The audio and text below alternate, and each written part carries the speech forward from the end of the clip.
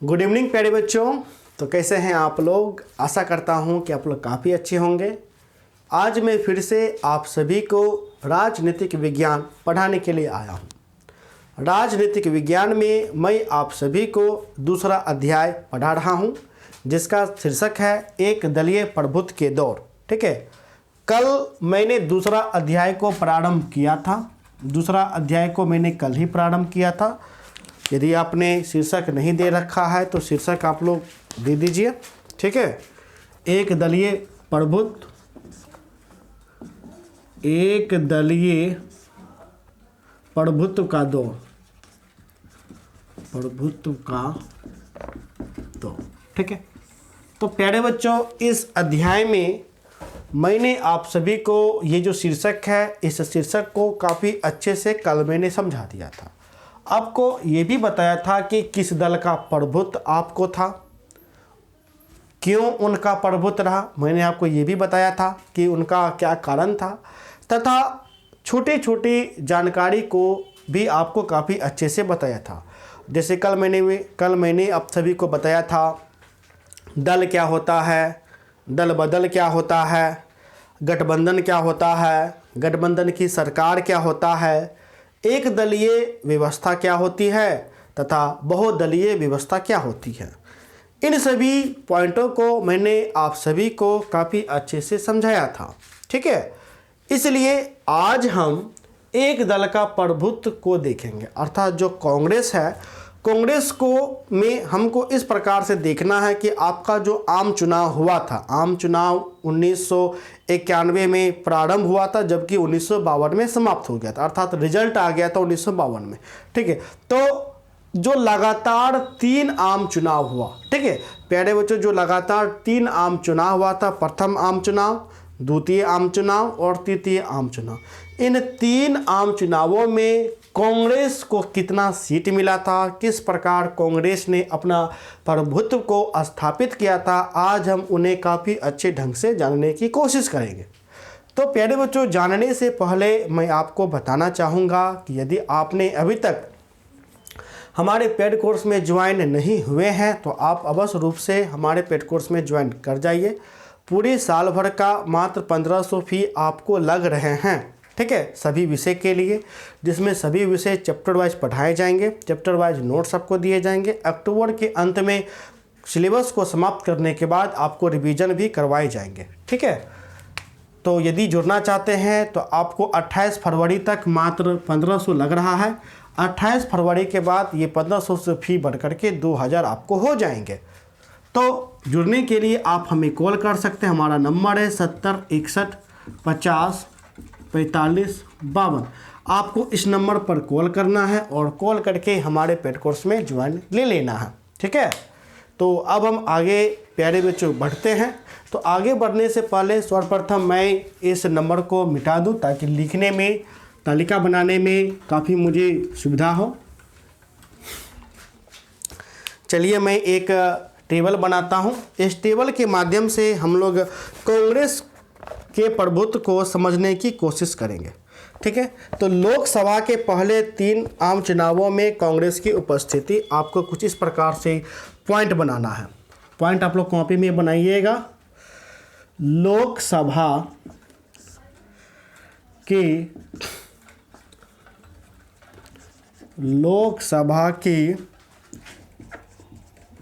पहले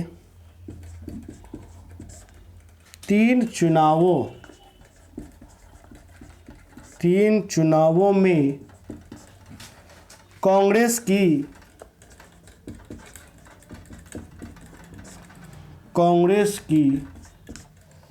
स्थिति।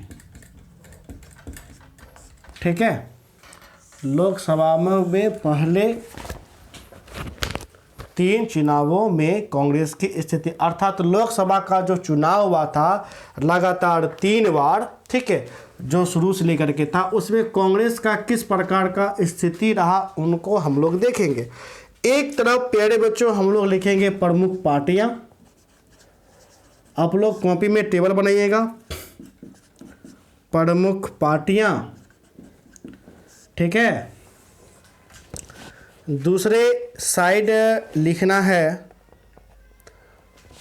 कुल स्थान यानी कि जो भी सीट जीते थे, कुल स्थान या प्राप्त स्थान,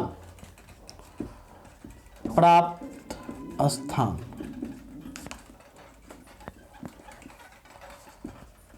स्थान, ठीक है। ये तो ऊपर थोड़ा सा कर दिए। अब इसको हम 3 भागों में बांट देंगे, 1 2 3, ठीक है। अब चूंकि चुनाव हुआ, हमको 3 वर्ष का चुनाव देखना है, 3 बार का चुनाव देखना है। एक जो 1952 में हुआ, ठीक है। 1952 में कुल सीट का संख्या 485 सीट था लोकसभा का, ठीक है। 1957 में सीट 494 था और फिर सीट बढ़ कर के हो गया 1962 में सीट बढ़ कर के इतना ही था 494। पहले प्यारे बच्चों आप लोग तालिका अच्छे से लिख लीजिए, फिर हम आपको काफ़ी अच्छे से समझाऊंगा, ठीक है। यदि मैं पार्टी का नाम लिखूं तो पहला पार्टी हो गया भारतीय राष्ट्रीय कांग्रेस। सीधे मैं यहाँ पर कांग्रेस लिख देता हूँ। कांग्रेस 364 इतना सीट आया, 371 आया और 361 आया। दूसरे नंबर पे कम्युनिस्ट पार्टी, कम्युनिस्ट पार्टी, इनका जो सीट आया था 1952 में 26 आया, 57 में 27 आया और जबकि 62 में 29 आया, ठीक है। तीसरा जो आपका है भारतीय जनसंघ, भारतीय जनसंघ पार्टी, कुल स्थान रहा 3 जीता, फिर 4, फिर 18, ठीक है। 3 4 फिर 14 रहा, सॉरी मैंने 18 लिख दिया, 14। चौथे नंबर पर आपका आता है समाजवादी पार्टी, समाजवादी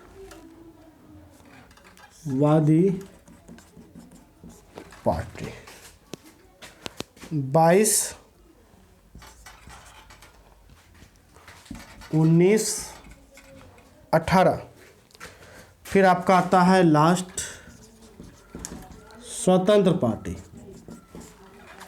ठीक है, डैश डैश 18।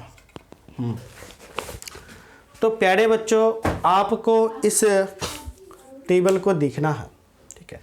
अब देखिए, अब जैसे ही हमारा प्यारा देश भारत गणतंत्र आपको हो गया, ठीक है, गणतंत्र हो गया। आपको पता है कि 26 जनवरी 1950 को हमारा संविधान लागू हो गया। अब जैसे ही 1950 को हमारा संविधान आपको लागू होता है तो प्रथम आम चुनाव जो आपको प्रारंभ यानी शुरू हुआ, तो शुरू हुआ था प्यारे बच्चों 1951 में, ठीक है।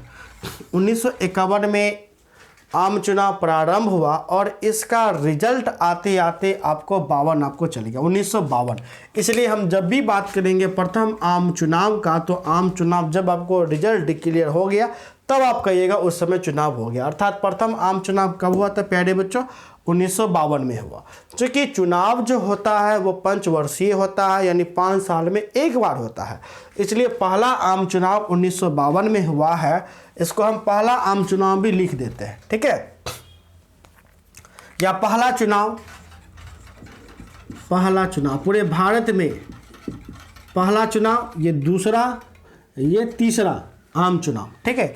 इसे हम पहला आम चुनाव के नाम से जानते हैं, इसे हम द्वितीय आम चुनाव के नाम से जानते हैं, इसे हम तृतीय आम चुनाव के नाम से जानते हैं। आपके एग्जाम में कई बार प्रश्न पूछे जाते हैं, प्रथम आम चुनाव कब हुआ? उत्तर क्या हो जाएगा? 1952। द्वितीय आम चुनाव कब हुआ? उत्तर क्या हो जाएगा? 1957, ठीक है। अब देखिए 52 में आम चुनाव हुआ है तो जाहिर सी बात है अब आम चुनाव कब होगा? 5 वर्ष के बाद होगा, तो 92 में 5 हम जोड़ देंगे तो देखिए मेरा 57 हो गया कि नहीं हो गया, 57 हो गया।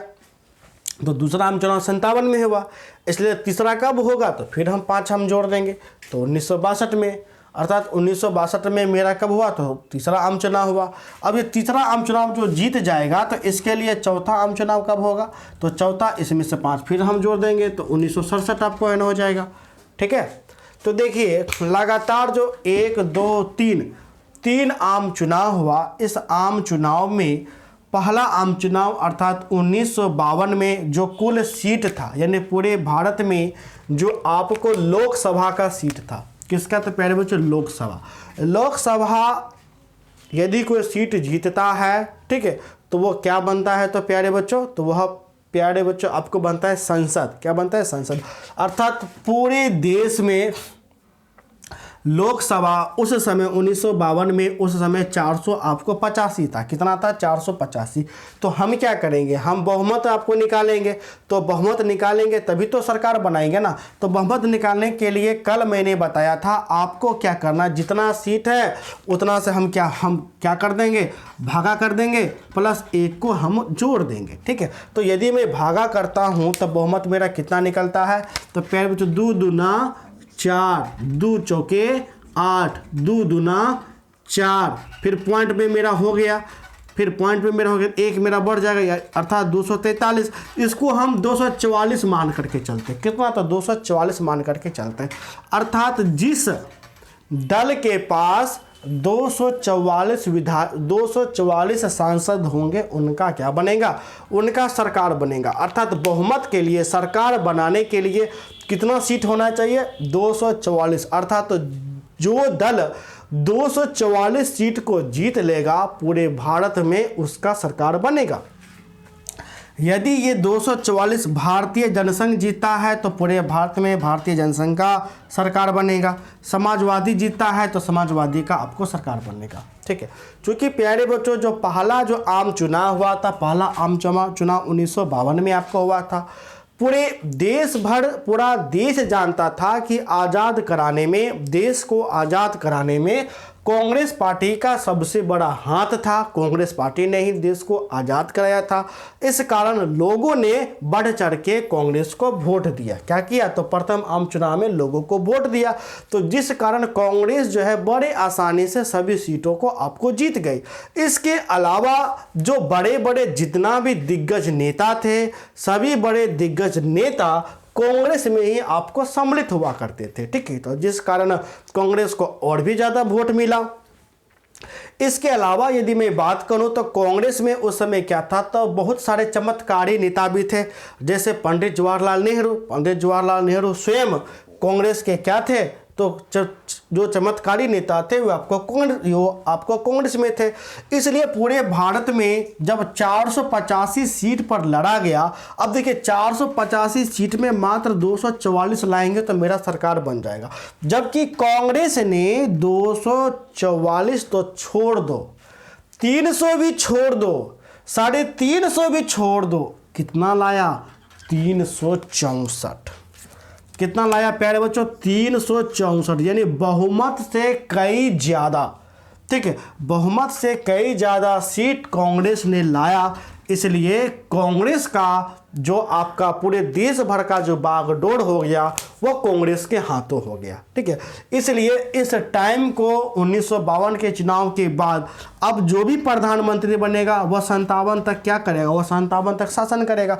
इसलिए उस टाइम कांग्रेस का क्या हो गया, तो प्यारे बच्चों प्रभुत्व हो गया। ठीक है, अर्थात बड़े बड़े मंत्रिमंडल में बड़े बड़े जो भी शासन प्रणाली है सभी पर कांग्रेस के ही नेता क्या थे, तो विराजमान थे। ठीक है, तो इसलिए इस समय को कांग्रेस के प्रभुत्व के नाम से हम लोग जानते हैं 1952 से लेकर के 57 के भी। जबकि हम अन्य पार्टियों की बात करें तो देखिए कांग्रेस 485 में 364 सीट जीत गया, जबकि कम्युनिस्ट पार्टी ने कितना जीता, मात्र 26। आधा है, आधा भी नहीं है। एक कोना भी है, एक कोना भी आपको नहीं है, ठीक है। इसलिए ये कम्युनिस्ट पार्टी काफ़ी ज़्यादा क्या पड़ गया, तो आपको फीका पड़ गया। वही हम भारतीय जनसंघ पार्टी की बात करिए, जो देखिए भारतीय जनसंघ, ये भारतीय जनसंघ कोई और नहीं बल्कि आज का बीजेपी है, अर्थात भारतीय जनता पार्टी। बीजेपी तो पता ही होगा, नरेंद्र मोदी बीजेपी पार्टी में सम्मिलित है, ठीक है। तो बीजेपी पार्टी ही यह उस समय का भारतीय जनसंघ पार्टी था, ठीक है। भारतीय जनसंघ पार्टी जो आज का बीजेपी आपको पार्टी, भारतीय जनता पार्टी। उस समय देखिए बीजेपी वाले को कि 1952 में कितना सीट आया था, मात्र 3 गो सीट आया था। कहीं मुकाबला है नहीं, 3600 यदि हम गायब कर देते तो 4 बेचारा एगो आखिरी अंक बचता है, तो फिर भी यह 3 से ज़्यादा है, ठीक है। सोचिए कितना क्या स्थिति रहा होगा। उसके बाद समाजवादी पार्टी ने जब 1952 में लड़ा था तो इनको 22 सीट प्राप्त हुआ, जबकि स्वतंत्र पार्टी को 0 सीट आपको प्राप्त हुए। इस प्रकार जब इन तीनों को ये भी हम मिला देते हैं, इन तीनों को भी मिला देते हैं, फिर भी कांग्रेस पार्टी का यह आधा भी छू नहीं पाता, 100 भी टच नहीं कर पाता। 100 भी टच कर पाता है, नहीं टच कर पाता है, ठीक है। तो इस प्रकार हम कह सकते हैं कि 1952 के चुनाव में कांग्रेस ने अपना बहुमत, अपार बहुमत प्राप्त किया। प्राप्त करने के बाद ये कांग्रेस क्या करता है, अपना एक दलीय यानी एक ही दल के तरफ से ये देश को चलाता है, ठीक है। इसी प्रकार 5 साल बीत आपको जाता है। 5 साल बीतने के बाद जो है, जो दूसरा जो चुनाव होता है, दूसरा आम चुनाव, वो 5 साल 52 में क्या करेंगे, जोड़ देंगे, ठीक है। अब जैसे ही हम जोड़ेंगे तो मेरा कितना हो जाएगा, तो 1957 हो जाएगा। कितना हो जाएगा, 1957, ठीक है। तो 1957 में दूसरा आम चुनाव हुआ। इसमें जो लोकसभा का सीट था वह 9 सीट बढ़ जाता है। कितना सीट बढ़ जाता है प्यारे बच्चों, 9 सीट। अब 485 में 9 सीट को यदि हम बढ़ाएंगे तो मेरा कितना हो गया, 494 हो गया, ठीक है। तो 494 सीट में जब 1957 में जब चुनाव हुआ, दूसरा आम चुनाव, तो कांग्रेस ने पहले आम चुनाव में 364 सीट प्राप्त किए थे लोकसभा का, जबकि दूसरा आम चुनाव में इन्होंने 371, ठीक है, 371 सीट प्राप्त किए। अर्थात कांग्रेस जो हो गया वो पहले से भी और ज़्यादा सीट लेकर के आया था। इसलिए इस समय भी कांग्रेस का क्या रहा, तो प्यारे बच्चों आपको प्रभुत्व रहा, या पूरे देश में आप कह सकते हैं कि जो भी व्यवस्था रहा वो एक दलीय व्यवस्था रहा। एक दलीय व्यवस्था को ही हम लोग कहते हैं एक दलीय आधिपत्य व्यवस्था, ठीक है। अर्थात एक दलीय आधिपत्य व्यवस्था 1952 में भी रहा, 1957 में भी रहा। किसका रहा, किस पार्टी का, तो प्यारे बच्चा कांग्रेस का पार्टी रहा, ठीक है। 1957 में भी देखिएगा तो कम्युनिस्ट पार्टी जो जहां पहले 52 में 56 सीट लाई थी, वो बस 1957 में एक ज़्यादा सीट बढ़ा करके लाती है, 27 हो जाता है। भारतीय जनसंघ पार्टी जो आज का बीजेपी है, 3 से बढ़ करके 1957 में बस एक ही सीट बढ़ा, 4 हो गया। और जबकि समाजवादी पार्टी के सीट में कमी आती है, 22 से घट करके इनका कितना हो जाता है, आपको 19 हो जाता है। तो इस क्रम में भी हम देखते हैं कि बहुमत तो चाहिए कितना, 244, हल्का बढ़ गया तो मोटा मोटी 50 भी यदि हम रखते हैं, बहुमत 50 भी हम मोटा मोटी रखते हैं, तो प्यारे बच्चों फिर भी देखिए आपका कितना बहुमत से कई गुना सीट है कि नहीं, सीट है, कई गुना सीट है। 300 भी नहीं है, देखिए 300 भी नहीं है, 350 नहीं, उससे भी कहीं ज़्यादा है। तो अर्थात हम कह सकते हैं कि 1957 में भी प्यारे बच्चों कांग्रेस का क्या रहा, तो कांग्रेस का आपको प्रभुत्व रहा। फिर 5 साल बीतता है, एक दलीय आधिपत्य आपको देश में रहता ही रहता है। सारा देश का जो बागडोर है कांग्रेस अपने हाथों में लेकर के देश को चलाता है। इसी प्रकार जो 1962 में प्यारे बच्चे क्या होता है, तो फिर से आपको तीसरा चुनाव प्रारंभ हो जाता है। तो तीसरा आम चुनाव प्यारे बच्चे कब हुआ, तो तीसरा आम चुनाव 1962 में आपको हुआ, ठीक है। 1962 में जो सीट है, सीट में ना तो लोकसभा का सीट बढ़ता है, ना ही लोकसभा का सीट आपको घटता है, बल्कि 494 का 94 ही सीट आपको रहता है। लेकिन इस आम चुनाव में देखिएगा कि कांग्रेस ने जो आपको सीट लाया था, बस 10 सीटों में गिरावट आती है और सीट हो जाता है 361। कितना हो जाता है, 361। बस 10 ही सीट यह हारती है, ठीक है। इससे कोई फर्क नहीं पड़ता है, क्योंकि फिर भी यह एक दलीय प्रभुत्व ही है। फिर भी देखिएगा कि बहुत बड़े यानी कि फिर भी देखिएगा कि 494 में 300 इतना है, यानी बहुमत से कई गुना ज़्यादा कांग्रेस के पास सीट है, अर्थात इस समय भी कांग्रेस का क्या रहता है तो प्यारे बच्चों आधिपत्य रहता है, एक दलीय जो व्यवस्था है वो आपको बना रहता है, अर्थात कुल मिलाकर के कहें कि उनका जो प्रभुत्व है प्रभुत्व आपको बना रहता है। जबकि हम कम्युनिस्ट पार्टी की बात करें तो कम्युनिस्ट पार्टी ने अपना सीट में उछाल लाता है और ये 27 से बढ़कर के इनका कितना हो जाता है, इनका 29 हो जाता है। जबकि भारतीय जनसंघ पार्टी में भी काफ़ी ज़्यादा क्या आता है तो काफ़ी ज़्यादा उछाल आता है, 4 से बढ़ करके सीधे इनका सीट कितना हो जाता है, इनका 14 सीट आपको हो जाता है। समाजवादी पार्टी फिर से घटती है, 19 से घट करके 18 हो जाती है, फिर एक नया पार्टी आता है और वो 18 सीट को जीत जाती है। ठीक है, तो प्यारे बच्चों इस प्रकार हम ये 3 आम चुनाव में, पहला आम चुनाव, दूसरा आम चुनाव, तीसरा आम चुनाव, पहला आम चुनाव कब 1952, दूसरा आम चुनाव कब 1957, तीसरा आम चुनाव कब 1962। तो ये इन तीनों आम चुनावों में हम देख पा रहे हैं कि क्या कांग्रेस का प्रभुत्व है कि नहीं है, कांग्रेस का प्यारे बच्चों प्रभुत्व है कि नहीं है, बिल्कुल प्रभुत्व है। अर्थात हम कह सकते हैं, अब देखिए जो भी 1962 में जीतेगा तो वो तो राज तो 1900 शासन तो 1957 तक आपको चलाएगा, यहाँ तक तो आपको चलाएगा ही चलाएगा, क्योंकि यहाँ पर ठीक है 1967 में चुनाव होगा तभी तो जाकर के अगला प्रधानमंत्री बनेगा ना, तब तक 1967 तक क्या रहा तो प्यारे बच्चों एक दलीय प्रभुत्व रहा। आपके एग्जाम में कई बार प्रश्न भी पूछा जाता है कि कांग्रेस का प्रभुत्व कब तक रहा, तो प्यारे बच्चों कांग्रेस का प्रभुत्व आपको कब तक रहा, 1967 तक रहा। कहाँ तक रहा था प्यारे बच्चों 1967, अर्थात आपका हो गया 1967 तक रहा। ठीक है, 1967 तक आपका कांग्रेस का प्रभुत्व आपको रहता है। इस प्रकार से आपको बोलना है कि कांग्रेस का जो प्रभुत्व है आपको तीसरा आम चुनाव तक रहता है, या फिर इस प्रकार से बोलना है कि कांग्रेस का प्रभुत्व कहाँ तक किस चुनाव तक रहा, तो पहला, दूसरा, तीसरा आम चुनाव तक कांग्रेस का प्रभुत्व बना रहा। यदि मैं समय की बात करूं तो समय 1967 तक आपका कांग्रेस का प्रभुत्व आपको बना रहा। ठीक है, लेकिन जैसे ही 1967 में चौथा आम चुनाव होता है, इस आम चुनाव में जो कांग्रेस है, कांग्रेस अपना जो बहुत सीट खो देती है, बहुत ही ज़्यादा सीट खो देती है। इनका बहुत सारा कारण था, वह कारण बहुत सारा आपको कारण था कि जवाहरलाल नेहरू जी का मृत्यु न हो जाता है। ठीक है, तो जिस कारण जो कांग्रेस है, कांग्रेस का पतन भी न हो जाता है, कांग्रेस 2 भागों में बंट जाती है। ठीक है, तो इस प्रकार से हम आपको इसी अध्याय में आपको बताएंगे कि किस प्रकार कांग्रेस का पतन होता है, कांग्रेस का किस प्रकार एक दलीय व्यवस्था समाप्त होती है। वो सारा का सारा घटना 1967 के बाद का होगा। ठीक है, तो एक दलीय प्रभुत्व आपको यहाँ तक आपको हो गया। तो आशा करते हैं कि प्यारे बच्चों जो प्रथम 3 आम चुनाव है इसको समझने में आपको किसी भी प्रकार से कोई दिक्कत नहीं आपको रहा होगा। आपके एग्जाम में कई बार प्रश्न पूछे भी जाते हैं कि प्रथम 3 आम चुनाव में कांग्रेस की क्या स्थिति थी, प्रथम 3 आम चुनाव में कांग्रेस के प्रभुत्व के बारे में बताइए। तो आपको इस प्रकार से बताना है कि प्रथम 3 आम चुनावों में कांग्रेस ने अपना प्रभुत्व हासिल किया। 1952 के आम चुनाव में 485 सीट में से 364 सीट को हासिल किया, जबकि 1957 के आम चुनाव में 494 सीट में से 371 सीट को हासिल किया, तथा 1962 के तीसरे आम चुनाव में से 494 सीट में से 361 सीट हासिल किया। अर्थात इन आंकड़ों के आधार पर हम कह सकते हैं कि प्रथम आम चुनाव से लेकर के तीसरा आम चुनाव तक कांग्रेस का क्या रहा, तो कांग्रेस का आपको प्रभुत्व रहा। इस प्रकार से प्यारे बच्चे आपको उत्तर दे देना है। ये एग्जाम में ये प्रश्न आपको कई बार प्रश्न आपको पूछे जाते हैं। ठीक है, अब आपको क्या करना है कि आगे हम आपको बताएंगे कि किस प्रकार कांग्रेस का आपको पतन हुआ।